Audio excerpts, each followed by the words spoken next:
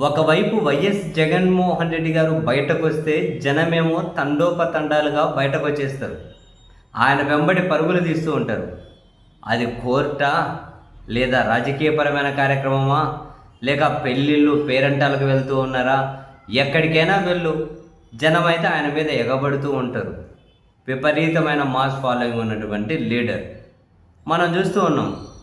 మొన్నటికి మొన్న హైదరాబాద్లో నాంపల్లి సిబిఐ కోర్టు దగ్గరికి వెళ్ళినప్పుడు ఆయన వెళ్తారు అన్న 3 రోజుల ముందు నుండి వెళ్ళొచ్చిన తర్వాత ఇప్పటికి మళ్ళీ 3 రోజులైనా అసలు కొన్ని ఏడుపులు పెడబొబ్బులకు ఫుల్ స్టాప్ లేకుండా కంటిన్యూస్గా దాని మీద ఇంకా ఏడుపులు ఆగలేదు.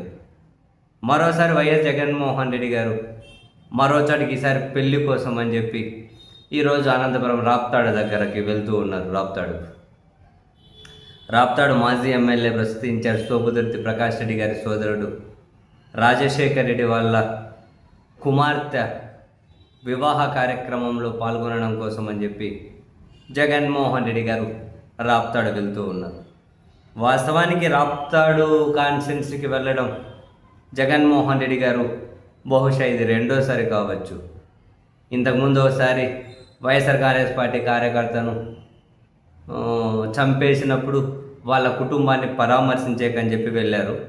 అప్పుడు ఆ జనము హెలికాప్టర్ రెక్కలు కానీ ఇరిగిపోవడం, దాని మీద పోలీసులు కేసులు పెట్టడం, కొందరిని విచారణకు పిలవడం, పైలట్లను విచారణకు పిలవడం, ఒకసారి రాప్తాడుకు వచ్చినందుకు ఇప్పటివరకు ఇంకా కొన్ని ఇటువంటి కార్యక్రమాలు సాగుతూనే ఉన్నాయి.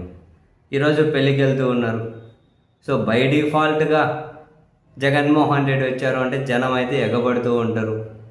ఆ ఎగబడే జనాన్ని చూసి పాపం మళ్ళీ తన వ్యతిరేక ద్వేషిస్తులు ఎవరైతే ఉంటారో మళ్ళీ ఒక 2-3 రోజులు పాపం ఏడుపులు పెడబొబ్బులు వాళ్ళకైతే అవి తప్పేటట్లు లేవు.